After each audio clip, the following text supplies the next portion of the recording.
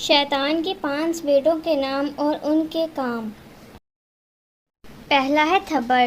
یہ مصیبتوں میں بے صبری کا حکم دیتا ہے۔ اس کے ساتھ چھوٹی چھوٹی باتوں پر گریبان پکڑنا، لڑائی جھگڑا، فساد کروانا اور اسلام کے بارے میں غلط خیالات لانا تھپڑ کے ذمے ہے۔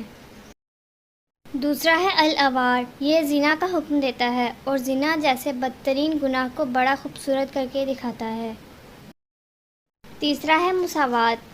ایک دوسرے کے ذریعے جھوٹ پھیلاتا ہے اور آدھی سنی سنائی بات بڑھا چڑھا کر لوگوں میں پوری بیان کرواتا ہے، یعنی چغلیاں کرواتا ہے۔ چوتھا ہے دیسم۔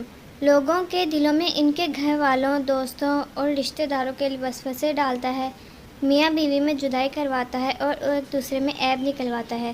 یہ سب اسی کے ذمے ہے اور اس بات سے ابلیس بڑا خوش ہوتا ہے۔ پانچواں ہے ذو العنبر۔ بازار میں کسی غیر محرم پر بری نظر، گالی گلوچ کروانا، وقت برباد کروانا، بے ایمانی کروانا، یہ سب اسی کے ذمے ہیں۔